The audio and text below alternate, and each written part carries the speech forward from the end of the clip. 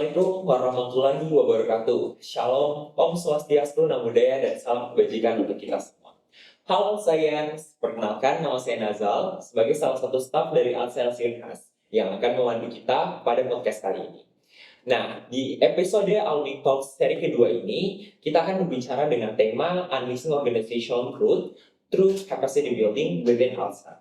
Melalui tema ini, kita akan membahas seputar capacity building melalui organisasi untuk kemajuan kita sebagai pribadi maupun organisasi secara umum.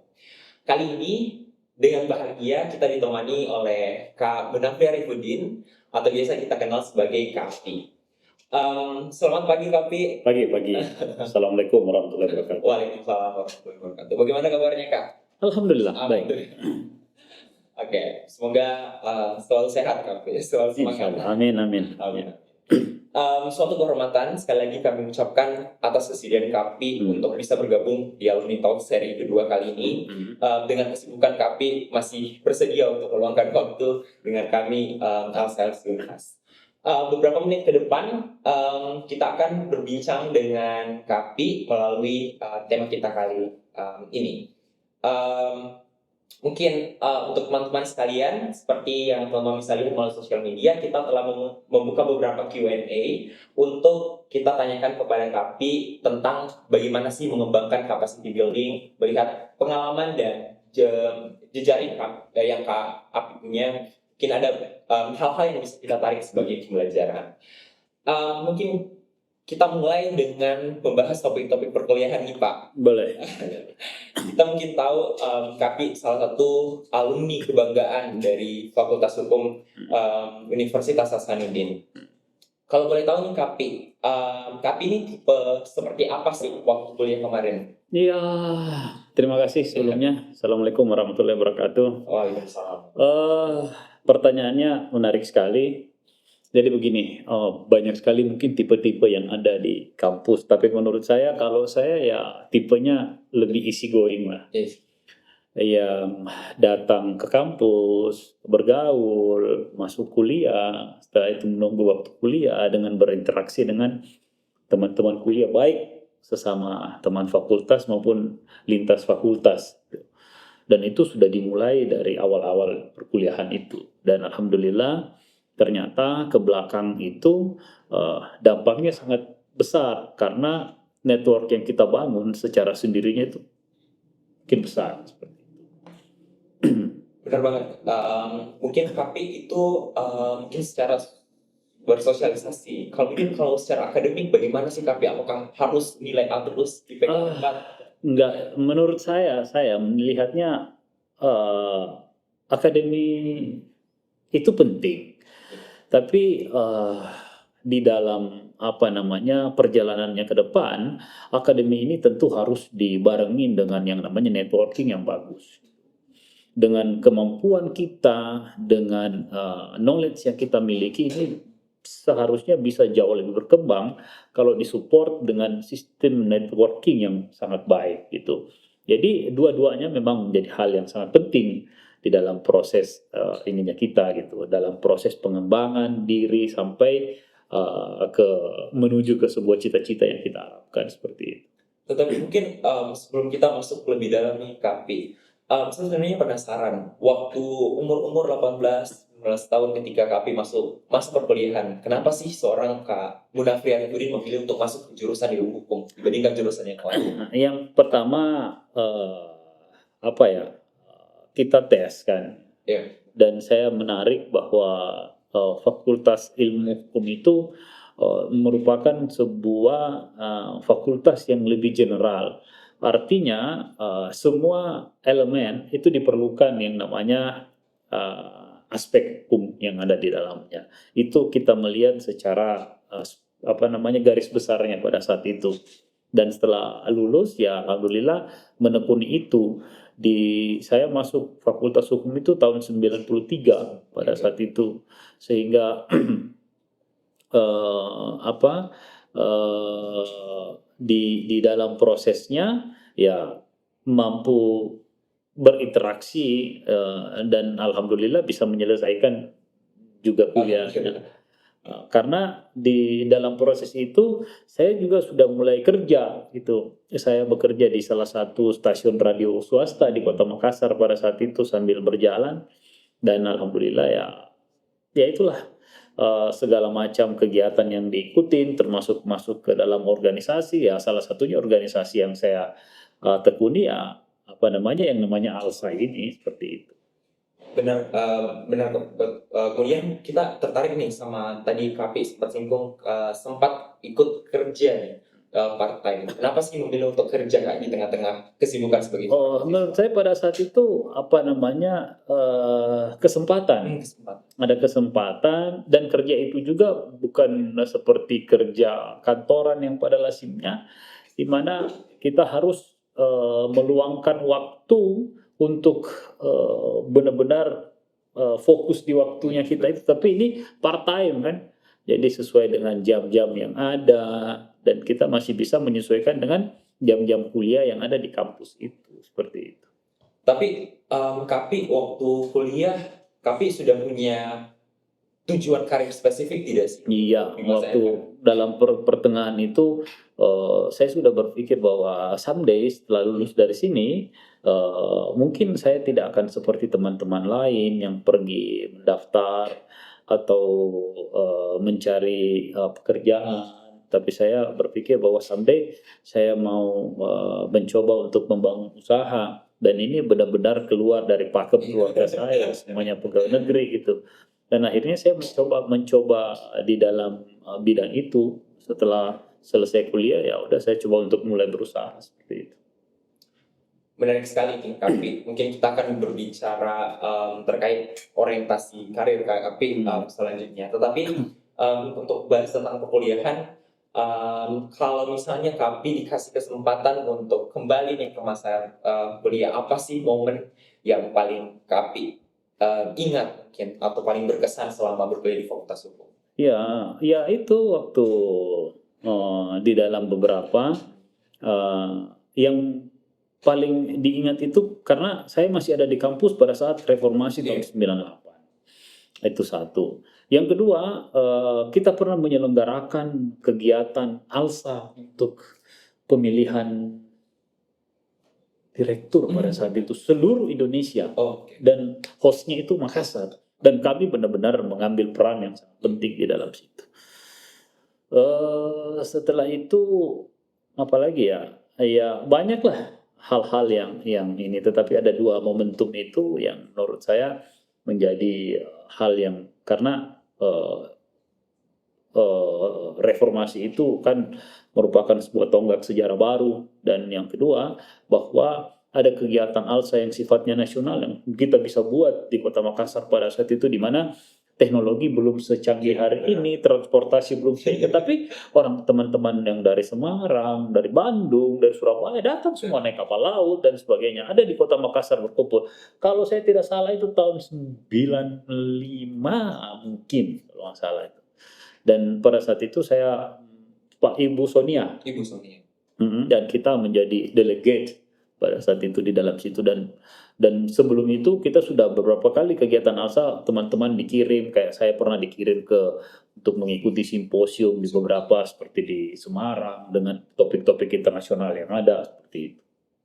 Ya mungkin nih untuk teman-teman ALSA yang sekedar informasi, kalau ALSA itu terbentuk melalui konferensi dari Ikatan Senat Mahasiswa Indonesia ya seperti itu, dan untuk pernah Makassar melalui Universitas Hasanuddin diamanahkan sebagai tuan rumah untuk memilih direktur pertama waktu itu. Kemudian saya tertarik nih Kapi, karena Kapi ini salah satu mungkin yang membersamai Kak Sonia sebagai salah satu kelompok yang menginisiasikan ALSA di Fakultas Hukum. Kenapa sih Kapi memilih ALSA sebagai tempat untuk berkembang di antara organisasi yang lain? Ya, menurut saya pada saat itu ini something different ya. Kenapa? Karena kita Pak, coba ALSA, Asian Law Student, that means kita ada di dalam lingkup yang lebih besar.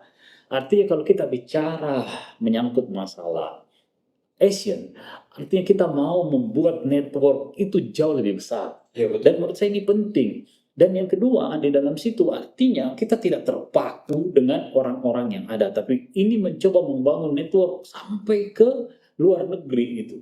Nah, menurut saya ini hal yang menarik. Kenapa tidak untuk membicarakan itu?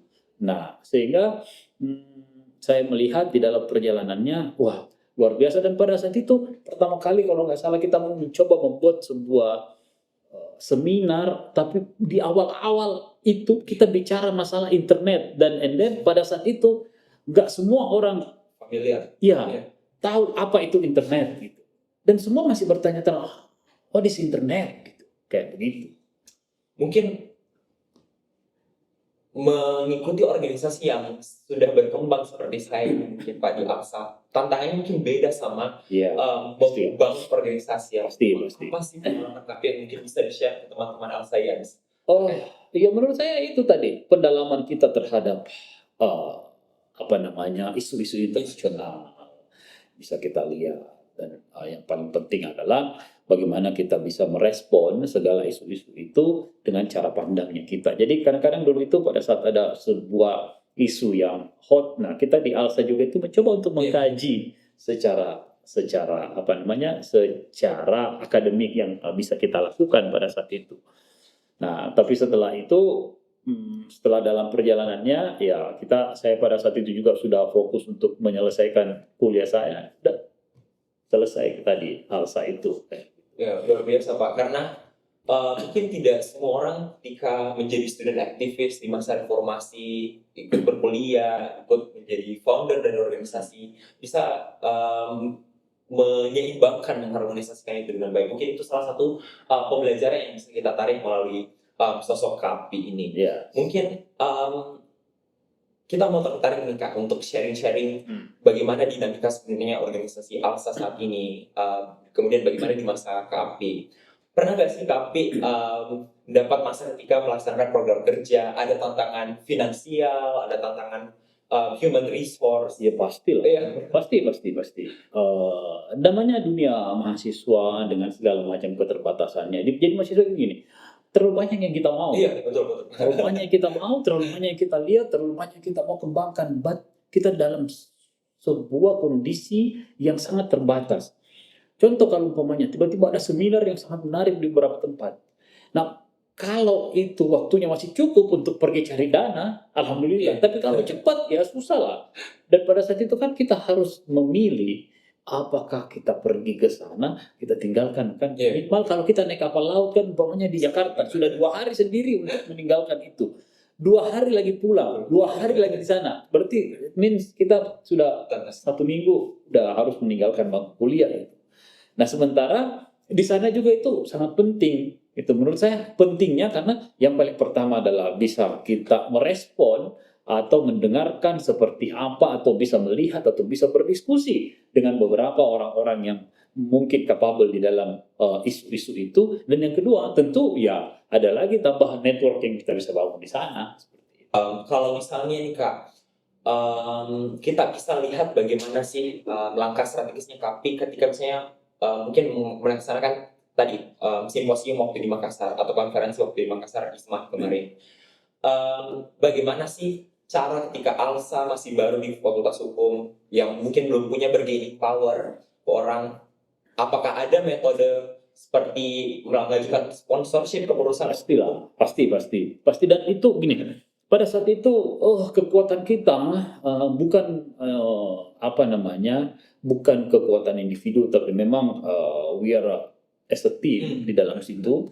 Jadi kita sama-sama memaksimalkan apa yang bisa dimaksimalkan, apa yang bisa dilakukan, apa yang bisa dihandle masing-masing. Terus kemampuan-kemampuan ini dijahit sama Kak Sonia pada saat itu sebagai ketuanya kita untuk mendevise beberapa kebutuhan-kebutuhan yang ada. Ada orang yang bisa jago cari sponsor, ada orang yang mungkin punya kenalan dengan yang punya hotel, ada orang yang mungkin punya kendaraan, ada orang yang bisa kasih kita konsumsi gratis dan sebagainya. Semua akan kita cari bagaimana pemberdayaan itu supaya kita bisa meminimais cost yang ada, sehingga pelaksanaan ini benar-benar bisa. Ada orang yang mungkin do nothing gitu kan ya, tapi dia bisa ada di dalam, bisa berfungsi dengan baik pada saat sidang, bisa berfungsi dalam struktur kepanitiaan pada saat acara berlangsung, bisa menjadi delegate dan sebagainya kayak gitu. Luar biasa. Mungkin di masa ketika keterbatasan itu masih Iya. betul-betul ada, Iya. masih bisa direformasi, bahkan internet waktu itu masih sangat terbatas ya Kak. Ternyata manajemen organisasi di masa pendirian ALSA itu memang sudah sejak awal ditanamkan dengan baik mungkin oleh para pendiri-pendiri dari ALSA Unhas itu sendiri. Mungkin yang menarik nih Kak, sebagai chairperson ALSA, apa sih mungkin saran atau masukan atau harapan untuk KAPI untuk ALSA itu sendiri? Menurut saya dari hari ini teman-teman yang ada di ALSA itu harus mempersiapkan benar-benar diri, menambah kapasitas ya. Untuk apa? Untuk kita punya standar untuk bersaing secara internasional. Artinya kalau ada kesempatan untuk pergi ke luar negeri, pergi ke luar negeri. Ada kesempatan untuk mengambil atau ada kesempatan untuk beasiswa untuk ke luar negeri, ambil untuk pergi ke sana. Kita harus cepat membuka mata. Kita harus cepat membuka seluruh wawasan kita, mampu membandingkan mana-mana yang bisa kita bawa pulang untuk bisa kita kembangkan, memperbaiki hal-hal yang kemungkinan menurut kita hal-hal yang kecil, tetapi itu akan bisa sangat bermanfaat ketika kita merubah hal yang sangat kecil itu. Iya. Untuk ALSA yang sekalian, benar banget kata Kapi, kita harus berani untuk ambil kesempatan untuk kita terekspos dengan dunia internasional. Apalagi ALSA itu menyediakan banyak sekali konferensi-konferensi internasional. Teman-teman ALSA yang sekalian, para member, staff, boleh banget nih untuk ambil kesempatan untuk terekspos pada dunia internasional, karena pembelajaran ini kita bisa bawa untuk kita sendiri maupun organisasi ALSA secara umumnya. Ya, itu menjadi pengalaman saya. Saya dulu tuh takut sekali mau keluar negeri, takut tidak bisa bahasa Inggris. Saya takut nanti hilang. Padahal sekarang ini baru menyesal. Kenapa tidak dari dulu kita ambil kesempatan itu? Kenapa tidak dari dulu kita punya hubungan internasional yang baik dan sebagainya? Seperti itu. Mungkin kalau istilahnya orang-orang bilang itu basah aja dulu kan. Itu yang paling penting. Nyemplung aja dulu. Mungkin itu tadi terkait Kapi mengatakan bahwa itu adalah mungkin salah satu hal yang kalau misalnya Kapi bisa kembali mau dimaksimalkan. Ya. Kalau misalnya saya tanya nih Kapi, apa sih yang Kapi merasa bersyukur terkait apa yang telah dilakukan di masa lalu, terkhusus di masa perkuliahan atau ketika berada di ALSA? Apa sih yang Kapi merasa, oh alhamdulillah saya sudah mulai ini sejak kuliah sehingga ini berdampak pada karir saya saat ini? Yang paling pertama adalah kemampuan untuk bersosialisasi, menyapa, bergaul. Bergaul itu adalah bagian dari pembentukan karakter. That's the point.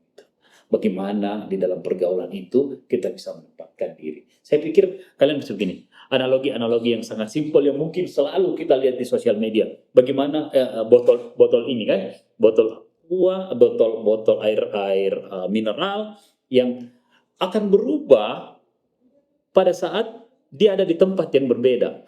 Mungkin kalau kita beli di warung mungkin 2.000, tapi kalau kita beli di hotel dia bisa menjadi 40.000. Kita beli di bandara dia akan jadi 50.000. Kita beli di pesawat mungkin dia akan menjadi 100.000. Padahal enggak ada perbedaannya. Sehingga value kita bisa tempatkan, kita tidak dihargai di satu tempat, tapi mungkin kita akan berharga di tempat yang berbeda. Nah inilah yang menurut saya harus dibangun dari awal, bahwa kita punya value yang mampu kita ukur. Kita ada di dalam wilayah-wilayah yang mampu memberikan kontribusi terhadap pengembangan diri kita. Seperti itu. Mungkin hal yang menjadi pertanyaan untuk kita sebagai mahasiswa KAPI, karena kita juga sebenarnya sadar kalau misalnya bergaul itu bisa memberikan banyak manfaat. Kita bisa menambah value tergantung lingkungan, seperti KAPI tadi bilang. Tetapi mungkin KAPI apa sih tipsnya untuk melihat lingkungan ini adalah lingkungan yang mungkin bisa membawa saya ke arah yang baik? Apa sih tanda-tanda yang tapi sarankan untuk kita bisa menilai? Yang paling penting adalah bagaimana mengalahkan ego. Ya, benar-benar. Itu yang paling penting pertama. Karena pilihan-pilihan itu ada di depan dan ego itu selalu mempengaruhi pilihan-pilihan untuk kita berpikir secara rasional.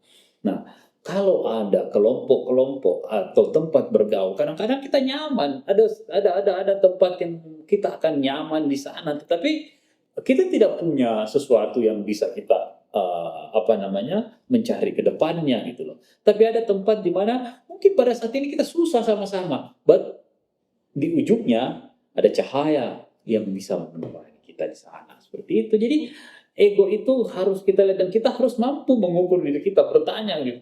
Kemana sih saya mau pergi nih? Gitu. Kalau umpamanya saya cuma mau menjadi orang yang santai-santai, udah bergaul di sini aja. Saya mau cuman menjadi followersnya orang, ya udah di sini aja. But saya mau become a leader. Saya mau punya mimpi yang besar. Saya akan bergeser ke sini. Dan saya akan membuat bagaimana jalan untuk menuju ke sana. Mungkin ini ada hal yang menarik ya teman-teman, teman-teman saya sekalian.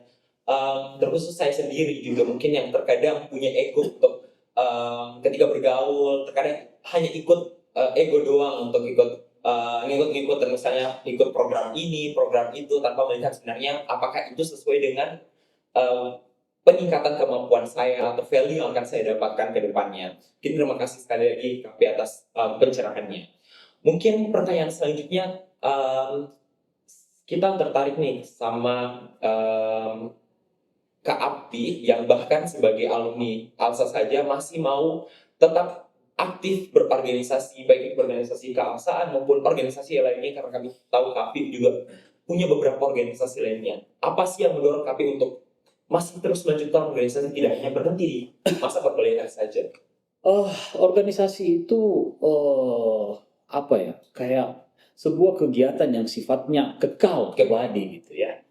Karena di setiap organisasi, di setiap tahun per tahun itu dia akan berubah sangat-sangat dinamis dalam perubahannya, karena orang-orang yang ada di dalamnya isinya itu juga mengalami perubahan-perubahan yang baik.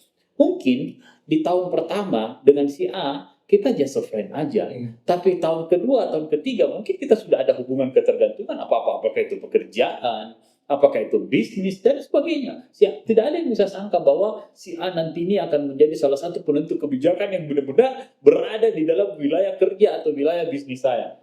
Nggak ada yang bisa tahu itu. Nah, sehingga memang yang perlu dijaga bagaimana membangun relation ini, menjaga hubungan dengan baik supaya apapun yang bukan mengharap bahwa semuanya akan punya irisan dengan kita, bukan, tapi kita nggak ngerti pada day ya dia akan menjadi sesuatu or kita yang akan menjadi sesuatu untuk mereka, seperti itu.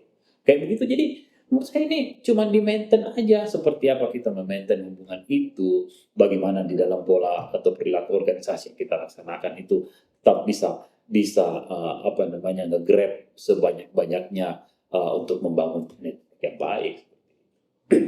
Mungkin nih pelajaran lagi nih dari Kapi, kalau organisasi itu sebenarnya tujuannya adalah untuk mempertahankan atau memaintain hubungan kita dengan orang-orang di sekitar kita, karena kita tidak tahu apakah orang tersebut bisa membawa kita nanti karena sebagai seorang pembuat kebijakan akan memberikan dampak yang signifikan kepada kita. Tetapi mungkin masalah atau isu-isu organisasi kemahasiswaan atau organisasi yang lainnya terkadang justru karena organisasi ini yang buat mereka menjadi terpecah belah, ada ego, ada kepentingan dalam berorganisasi. Mungkin pengalaman Kapi bagaimana sih sebagai seorang organisator menghadapi konflik-konflik yang ada dalam organisasi? Bagaimana proses penyelesaiannya? Ya tentu namanya organisasi yang terdiri dari berbagai macam individu, nggak mungkin dia berjalan mulus-mulus saja. Tapi di situ dibutuhkan memang kepribadian dan bagaimana leadership kita untuk dalam menjalankan organisasi. Kita harus mampu melihat, mampu memilah seperti apa, mana persoalan-persoalan yang menjadi persoalan organisasi dan mana persoalan-persoalan yang menjadi persoalan individu. Nah, yang menjadi persoalan kadang-kadang di dalam organisasi itu persoalan individu terbawa menjadi persoalan organisasi. Nah, ini yang harus cepat mampu dipilah gitu. Pada saat persoalan individu itu masuk di dalam organisasi dan ada booster untuk mendorong itu, nah inilah yang akan contoh. Umpamanya kalau tiba-tiba di dalam sebuah organisasi itu ada peluang untuk mendapatkan umpamanya sponsorship yang lebih besar, tapi ada orang yang melihat bahwa ini adalah persoalan pribadi yang harus dia take it, bahkan dia bukan wilayahnya dia. Nah ini yang kadang-kadang menjadi persoalan. Nah, sehingga di dalam organisasi itu harus mampu benar-benar kita memilah mana persoalan-persoalan yang harus kita utamakan untuk keutuhan organisasi dan mana ego kita, lagi-lagi kita bicara ego, yang harus kita singkirkan demi organisasi yang bisa berjalan dengan baik. Tetapi yang paling penting di dalam sebuah organisasi ya bagaimana kita mampu memaksimalkan peran organisasi untuk membuat karakter dan value kita bisa lebih baik. Itu. Mungkin ada banyak sekali pelajaran,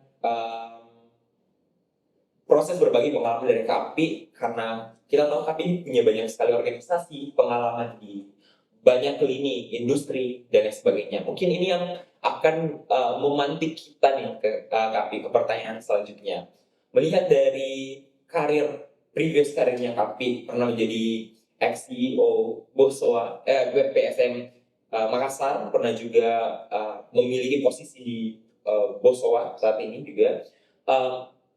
Karena kami sadar orientasi klub sepak bola, orientasi perusahaan itu berbeda-beda mungkin tujuannya.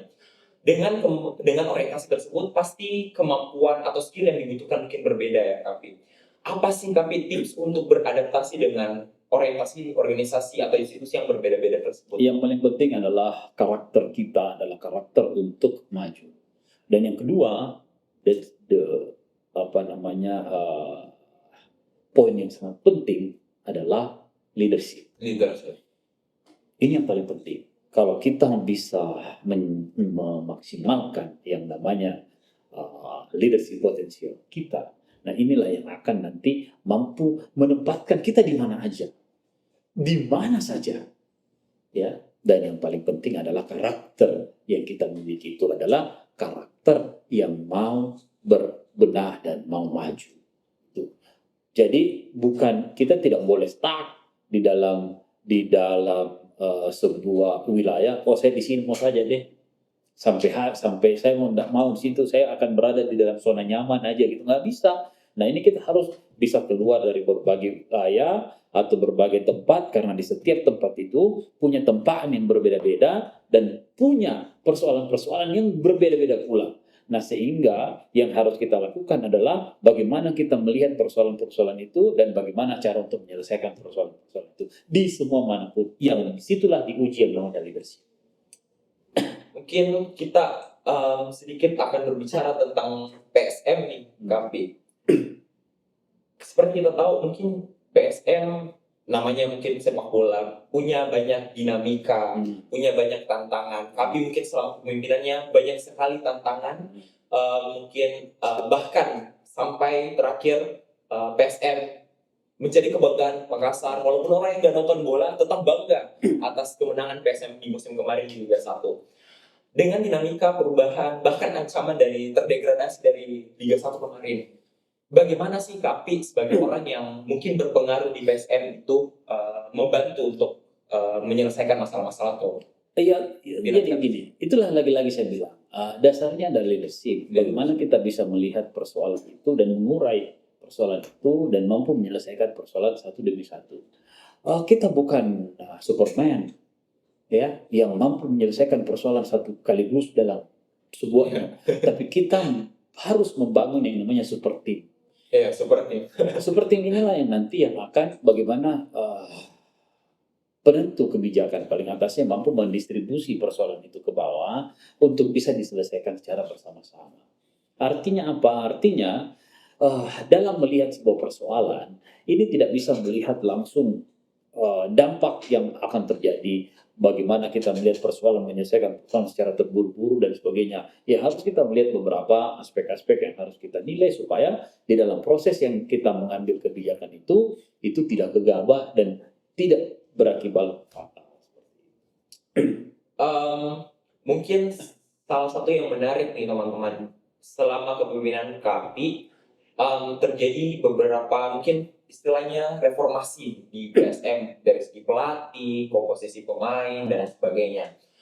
Saya tertarik dengan mungkin proses transfer pemain. Kira-kira apa sih tantangan ketika kita transfer pemain sebagai pemain kita di PSM? Apakah dia punya hambatan kah bersosialisasi dengan pemain lain atau um, ke klub atau perusahaan itu sendiri? Ya sebenarnya dalam proses itu sesuai dengan kebutuhan. Apa yang dibutuhkan ya itu yang kita Iya. cari. Pelatih mencari posisi seperti ini dengan kapasitas seperti ini, kita coba untuk mencari beberapa pemain dengan alternatif terus kita bawa. Ini pilihannya. Mau yang mana dipilih. Oh kita dapat ini satu dan sebagainya. Sehingga setiap pemain yang masuk di dalam PSM pada saat dia menggunakan jersey PSM dan punya logo PSM, dia adalah orang yang wajib untuk berjuang, mempertahankan nama besar PSM, dan tentu memberikan kontribusi yang terbaik buat PSM. Itu aja, seperti itu. Yang kedua adalah kedekatan kita secara personal kepada pemain-pemain, kedekatan kita personal kepada para ofisial dan pengurus yang ada di dalamnya, sehingga kedekatan itu mampu membangun sebuah chemistry yang bagus, yang positif, yang tentu akan berdampak kepada tim. Kemudian KP, karena kita tahu nih PSM kemarin menjadi kebanggaannya Makassar, walaupun sebelum-sebelumnya kondisi apapun mungkin masyarakat Makassar selalu menjadikan PSM ini sebagai kebanggaannya mereka. Kira-kira nih KP, PSM musim ini bisa menang lagi tidak? Peluang ada, Peluang ada. pasti semua di setiap tahun itu pasti ada peluang, sama-sama ada peluang. Walaupun tahun ini ya secara lebih detail saya mungkin tidak bisa lagi untuk memetakan atau membacakan peta seperti apa gitu loh. Belum bisa melihat matriksnya, karena biasanya kan itu dari tahun sebelumnya kita sudah bisa melihat jadwal pertandingannya seperti ini, matriksnya seperti ini, di mana kita bisa menang, di mana ini kemungkinan kalah, di mana ini, sehingga nanti akumulasi dari itu kita lihat oh nilai poin kita seperti ini. Nah berarti kita ada bisa juara nih, atau ini kita cuma maksimal di 5 besar dan sebagainya. Walaupun prediksi itu bisa up and down. Iya. Nah, kalau kita lihat nih bagaimana KP memetakan strategi sepak bola. Kalau kalian sadar di awal-awal tuh KP sudah menjelaskan ketika kita berbicara tentang AFSA dan kuliah, memetakan masalah, melihat peluang dan bagaimana penyelesaian atas masalah tersebut misalnya.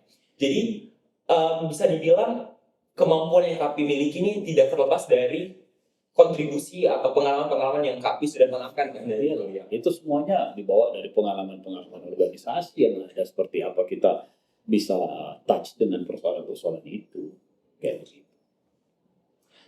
Oke nih KP, kita akan berbicara tentang karir setelah PSM nih, jadi CEO PSM.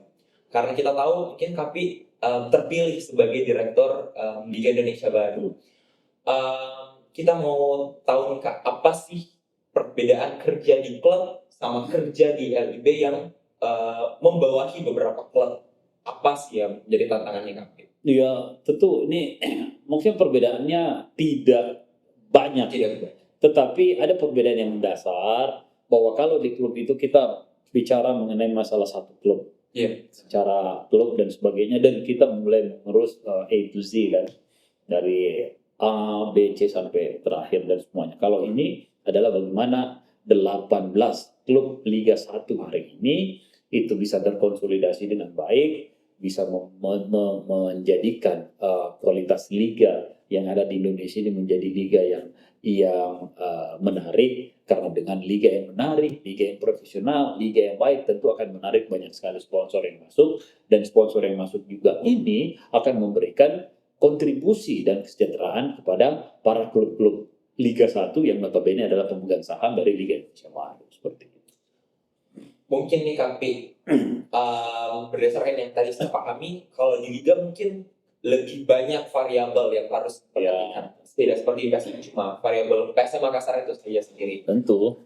Kemudian dari kepemimpinan KP sebagai salah satu board of director di PT Liga Indonesia Baru, apa sih orientasi atau visi ke depan selama kepengurusan board of director sekarang untuk Liga Indonesia baru? Kita mau menjadikan Liga Indonesia ini menjadi salah satu liga terbaik di Asia gitu.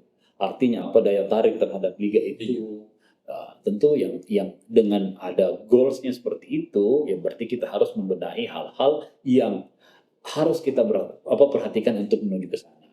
Seperti bagaimana kepemimpinan wasit, bagaimana infrastruktur, bagaimana pembinaan sepak bola, sehingga daya tarik ini benar-benar bisa, dengan penduduk yang begitu banyak, kita menganggap ini hal yang sangat baik, dan antusiasme sepak bola di Indonesia itu sangat baik dan memungkinkan sekali untuk kita bisa menjadi salah satu penyelenggara liga yang terbaik di Indonesia. Sehingga kita berharap dengan kerja tim yang ada hari ini kita bisa mampu berharap ada peningkatan terhadap kualitas liga yang ada di Indonesia. Nih, untuk seluruh Alscience yang juga penggemar bola, ada harapan nih, ada visi yang agung yang akan berusaha dikejar oleh board of director dari Liga Indonesia baru kita kali ini. Mungkin kita akan masuk ke segmen selanjutnya, tapi yaitu segmen tanya jawab melalui Instagram Q&A yang telah kita buat. Kita izin untuk buka HP untuk membuka pertanyaan. Oh, ini sudah ada pertanyaan dari Golos. Pertanyaan pertama, apa tantangan terbesar Pak Api dalam mengemban jabatan sebagai salah satu direktur PT Liga Indonesia? Iya, tantangannya adalah bagaimana mampu menyatukan ke-18 karakter klub yang berbeda ini menjadi satu, menjadikan 18 klub ini untuk bisa memaksimalkan yang namanya kualitas liga. Karena Liga 1 ini adalah kota sepak bola Indonesia gitu. Jadi ke-18 tim ini harus benar-benar punya nilai yang sangat kuat untuk bisa mengangkat kualitas liga. Kita ini sebagai operator untuk mampu memaksimalkan seperti apa daya tarik liga ini bisa baik. Mungkin follow up pertanyaan bagi teman-teman Alscience yang bukan penggemar sepak bola, mungkin kami bersedia untuk menjelaskan apa sih perbedaan tugas pokok dan fungsi dari PT Liga Indonesia baru sebagai operator dan stakeholder lainnya seperti misalnya PSSI atau stakeholder pemerintahan untuk memberikan kontribusi dunia sepak bola yang lebih baik. Gitu. Iya, kalau kita sebagai operator itu kan pelaksana. Jadi pelaksana yang di mana kita ditunjuk oleh PSSI untuk menjalankan yang namanya Liga Indonesia. Tahun ini kita menjalankan Liga 1 dan Liga 2. Liga 2 pun masuk ke dalam kita 18 klub Liga 1 dan 28 klub Liga 2. Hari ini yang insya Allah akan launching sekitar tanggal 10 September. Nah, ini tugasnya kita, bagaimana supaya di dalam setiap pertandingan ini benar-benar mampu memberikan kompetisi yang kompetitif, kompetisi yang sehat, kompetisi yang bisa menciptakan pemain-pemain yang kemudian nanti pemain-pemain ini mampu memberikan kontribusi terhadap tim nasional Indonesia. Seperti bagaimana tim nasional kita bisa kuat kalau kompetisi kita tidak baik, gitu loh. Sehingga dari sinilah menjadi embrio dari untuk bagaimana membangun sebuah tim nasional yang kuat yang nantinya akan berlaga mewakili Indonesia di berbagai event internasional atas nama Garuda.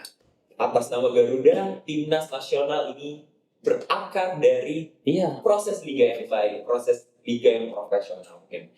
Terima kasih atas jawabannya Kapi. Kita mungkin melangkah ke pertanyaan selanjutnya di Instagram. Bagaimana cara membangun sistem dan lingkungan kerja yang ideal dan efektif dalam suatu kelompok atau organisasi untuk mencapai suatu tujuan?